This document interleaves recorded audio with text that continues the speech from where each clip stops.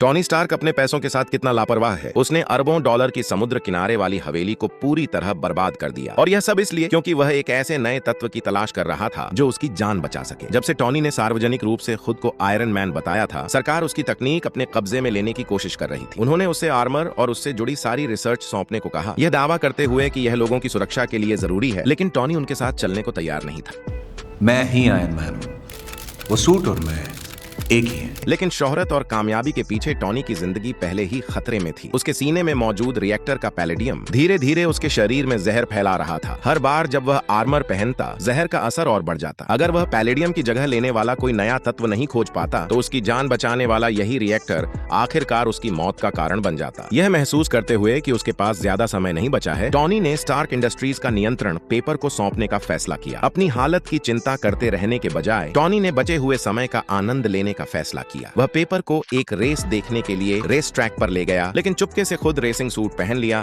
और कार चलाने की तैयारी करने लगा। जैसे ही रेस शुरू हुई, इवान अचानक ट्रैक पर आ गया। उसने अपना कोट खोला, जिससे उसके सीने पर चमकता हुआ रिएक्टर दिखाई दिया। 2 हाई वोल्टेज इलेक्ट्रिक व्हिप तुरंत बाहर निकले और एक ही बार में रेस कार को 2 टुकड़ों में काट दिया।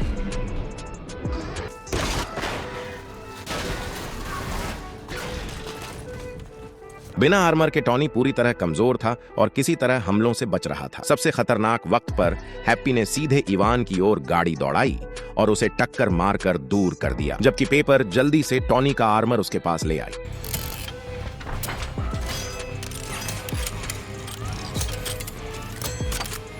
जैसे ही सूट असेंबल हुआ, टॉनी ने एक रेस कार को लात मारकर दूर किया और बार बार अपने रिपल्सर से हमला किया, लेकिन इवान ने हर हमले को अपने इलेक्ट्रिक व्हिप से रोक दिया और उन्हें आर्मर के चारों ओर लपेटकर टॉनी को पूरी तरह फंसा लिया। हालांकि सूट बुरी तरह क्षतिग्रस्त हो चुका था, टॉनी पीछे हटने को तैयार नहीं था। उसने हाई वोल्टेज बिजली का सामना करते हुए इवान की ओर हमला किया और जोरदार कंधे के वार से उसे गिरा दिया। फिर उसने इवान के सीने से रिएक्टर निकाल लिया। तभी टॉनी को कुछ अविश्वसनीय पता चला। किसी ने वास्तव में आयरन मैन की मुख्य तकनीक की नकल कर ली थी, लेकिन तब तक टॉनी के शरीर में जहर 29% तक पहुंच चुका था, जिससे उसके बचने की संभावना लगभग खत्म हो चुकी थी। टॉनी ने अपनी जिंदगी की सबसे बड़ी पार्टी करने का फैसला किया, शायद अपनी आखिरी पार्टी। वह आयरन मैन सूट पहनकर स्टेज पर नाचा। यह दिखाया कि वह आर्मर के अंदर रहते हुए बाथरूम कैसे इस्तेमाल कर सकता है, और उसने सबका मनोरंजन करने के लिए आसमान में रिपल्सर ब्लास्ट ऐसे दागे जैसे आतिशबाजी हो। रोडी, जिसे टॉनी की असली हालत के बारे में कुछ पता नहीं था, आखिरकार अपना आपा खो बैठा। टॉनी को उसकी लापरवाही जारी रखने से रोकने के लिए रोडी ने मार्क II आर्मर पहन लिया और उसके साथ लड़ाई शुरू कर दी। लड़ाई लिविंग रूम से होते हुए छत तक पहुंच गई और पूरी हवेली लगभग पूरी तरह बर्बाद हो गई। आखिर में दोनों ने